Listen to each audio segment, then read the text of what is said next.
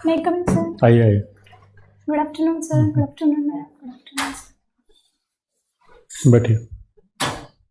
Thank you, sir. अपने बारे में कुछ बताएंगे दिव्या? सर मेरा नाम दिव्या है।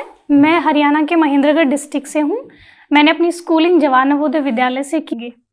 ये जो खिलाड़ियों ने आरोप लगाया है, ये क्या समझते हैं आपके? कुछ बात चल रही है इस तरह की, मीडिया में आ रही है कि ये पॉलिटिकली मोटिवेटेड है क्योंकि यूपी के लोगों का कब्जा हो गया था, जबकि रेसलिंग जो है वो मोस्टली हरियाणा के लोग करते हैं, तो उसमें पॉलिटिकली मोटिवेटेड है या जेन्युइन कंप्लेंट है आपके विचार में? सर अभी खिलाड़ियों ने ऐसा आरोप लगाया है, इसके लिए स्पोर्ट्स मिनिस्ट्री ने मैरी कॉम जी की अध्यक्षता में एक कमेटी बिठाई है, लेकिन जब तक आरोप सिद्ध नहीं हो जाते हम ये नहीं कह सकते कि सर कहाँ फॉल्ट है। तो कुछ भी नहीं कह सकते। Yes sir. चलिए, वेरी गुड, थैंक यू। निम्बी क्या होता है? निम्बी सर निम्बी एक्चुअली मेरे गांव का नाम है। हमारे वहाँ सर पहले नींबू के पेड़ बहुत ज़्यादा थे, तो सर इस वजह से। तो देहात में मैंने देखा है कि गाय आकर के रात को आके गाय खेत चर जाती हैं। जी सर। और लोग पूरी पूरी रात जागते हैं अपने खेत को बचाने के लिए, तो बड़ी भारी समस्या है। तो इसका क्या हल आपको दिखाई देता है? क्या किया जाए? इसके लिए सर दो स्तर पर कार्य किया जा सकता है। एक तो सर जो खेत है उनकी फेंसिंग की जा सकती है, जैसे बाड़ लगाते हैं जिस वजह से। लेकिन सर इसका जो स्थायी सॉल्यूशन है वो ये है कि जितनी भी गायें हैं सर उनके लिए गौशाला बनाई जा सकती हैं, ताकि उनको सर चारे की उपलब्धता हम वहीं करा तो सकें। कौन बनाएगा, कौन चलाएगा? सर इसके लिए तो गवर्नमेंट और एडमिनिस्ट्रेशन को शुरुआत करनी पड़ेगी, उसके बाद सर जो गांव वाले लोग होते हैं वो सहयोग करते हैं। आपको लगता है सरकार गौशाला चला सकती है? सर शुरुआत कर सकती है। अच्छा, खैर, सीरियस फ्रॉड किसको कहते हैं? जैसे ये अभी अडानी का कुछ चल रहा है। Yes sir. सर ये बेसिकली स्टॉक मैनिपुलेशन को लेकर है। अगर इसको सीरियस फ्रॉड कैटेगरी में गिना जाए तो कितनी मात्रा के ऊपर इसको सीरियस फ्रॉड में गिना जाता है? सॉरी सर, टेक्निकली 100 करोड़ के ऊपर हो जाए तो सीरियस फ्रॉड कहते हैं। Okay sir. अभी भारत चीन के साथ जो आबादी के मामले में क्या हुआ कुछ? सर 2024 में भारत सबसे बड़ी जनसंख्या वाला देश बन जाएगा और चाइना की ग्रोथ रेट सर लगातार घट रही है उनकी पॉपुलेशन की।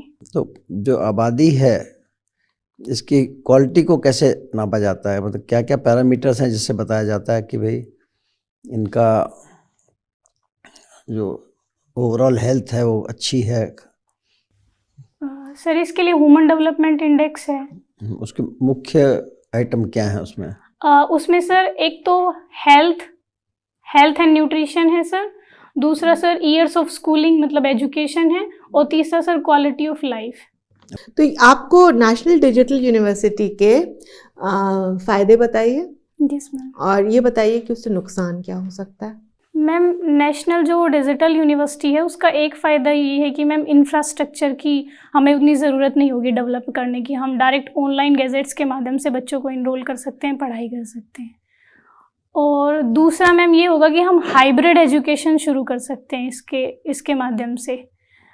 लेकिन मैम इसका नुकसान ये होगा कि हमारे भारत में डिजिटल डिवाइड बहुत ज़्यादा है, तो ma'am rural background, urban background और महिलाओं और पुरुषों के बीच का जो डिजिटल डिवाइड है वो पहले हमें कम करना होगा, ताकि सब तक। तो वो तो शॉर्ट कमिंग है ये गोल को अचीव करने के लिए कि हम रिमोट से रिमोट जगह तक पहुंच पाएँ उसमें, और हर भारत की पूरी जनसंख्या तक इसका फैलाव हो सके, उसके शॉर्ट कमिंग है। लेकिन इससे क्या ऐसा हो सकता है? जी मैम इससे ये हो सकता है कि पर्सनैलिटी डेवलपमेंट थोड़ा सा मैम बच्चों का कम हो सकता है, क्योंकि जब बच्चे एक क्लास में बैठते हैं तो वहाँ जो सोशलाइजेशन होता है मैम वो शायद हम अगर डिजिटल यूनिवर्सिटी पे पढ़ेंगे तो उसमें थोड़ी कमी आ सकती है। लीडरशिप से आप क्या समझती हैं? मैम लीडरशिप बेसिकली एक ऐसी क्वालिटी होती है जिसमें कोई लीडर मैम भूतकाल का विश्लेषण करके भविष्य की समस्याओं को समझते हुए वर्तमान को एक नई दिशा दे सके। मतलब वो मैम अपने गोल्स को अचीव करने के लिए अपने फॉलोअर्स को अपने साथ ला सके, उसको लीडरशिप क्वालिटी कहते हैं। Very nice, thank you. Thank you ma'am. तो ये बताइए, क्या किसी फादर में भी मदरली क्वालिटीज हो सकती हैं या खाली मदर में ही हो सकती हैं? नहीं सर, फादर में भी मदर की क्वालिटी हो सकती क्या है। होती हैं वो क्वालिटीज? जैसे सर, किसी बच्चे को अपने फैमिली के जो मोरल वैल्यूज़ होते हैं वो सिखाना, क्योंकि सर बच्चे बेसिकली फादर को ऐसे हार्ड पावर की तरह सोचते हैं, तो मुझे लगता है कि चलिए, क्यों बच्चे ज्यादातर मदर से ज्यादा अटैच होते हैं? सर वो एक कारण इसका ये हो सकता है कि जनरली जो माताएं होती हैं वो सॉफ्ट होती हैं, तो ये एक रीज़न हो सकता है। हरियाणा में तो ऐसा नहीं लगता, सब हार्ड है। खैर, अच्छा ये बताइए, तो मान लीजिए आप जिले में हैं, या तो आप एसपी हैं या आप कलेक्टर हैं, दो में से एक तो हो गई, जी जी। वो तो क्लियर हो गया। अब मान लीजिए आप कलेक्टर हैं यस सर। और एसपी जो भी साहब हैं वो आपकी बात बिल्कुल सुनने को राजी नहीं है, क्या करें? सर मैं पहले कोशिश करूंगी कि उनकी क्या समस्याएं हैं, क्यों सर वो मेरा पर्सपेक्ट नहीं समझ रहे हैं या क्यों समझना नहीं चाह रहे हैं। और अगर सर ऐसा नहीं होता है कि वो फिर भी मेरी बात नहीं मान रहे और मुझे एक्शन लेना ज़रूरी है, तो सर मैं उनके खिलाफ एक्शन लूँगी, जो भी मेरे जुरिस्डिक्शन में होगा। तो है ही नहीं जुरिस्डिक्शन, तो आपको मैनेजर का काम करना पड़ेगा। चलो, thank you very much. Okay, thank you sir. तो आपके पिछले इंटरव्यू में कितने नंबर आए थे? सर 180। 180 आए थे, तो बड़े अच्छे नंबर थे, और अब भी इससे ज़्यादा ही आएंगे। और इसमें हिंदी लिटरेचर में नंबर कम रह गए थे? नहीं सर, ऑप्शनल तो मेरा, लेकिन सर मेरा पहला ही अटेम्प्ट था, तो मैं जीएस इतना पढ़ नहीं पाई एक साल में, तो जीएस थोड़ा सा। इस बार तैयारी है? सर इस बार मेंस तो अच्छा हुआ है पिछली बार से। जीएस भी अच्छा हुआ है? यस सर, जीएस तो भी इंटरव्यू तो आपका फिर दोबारा अच्छा होगा। तो जैसे आपने पिछली बार किया था, मुझे लगता है इस बार उससे ज़्यादा ही नंबर आएंगे, क्योंकि एक बार आपको एक्सपीरियंस हो चुका है, आपको कॉन्फिडेंस भी है कि आप ऑलरेडी सर्विस में हो, कोई फ़र्क नहीं पड़ता अगर हो या ना हो।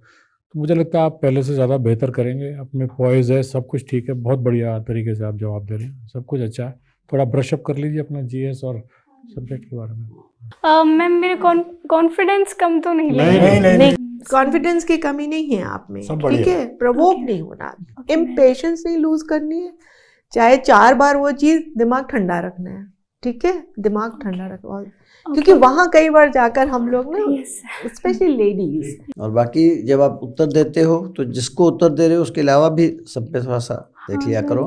हाथ भी बांधने की जरूरत नहीं है, okay you have nothing to lose now. Yes sir. आपकी तनख्वाह सब कुछ फिक्स हो गई है, तो ठीक है, थोड़ा जोश डालो, थोड़ा जी। जैसे अब आप मुस्कुरा रहे हो ऐसा रिस्पॉन्स डालो, ओके ठीक है। All the best. Okay, thank you sir. All the best.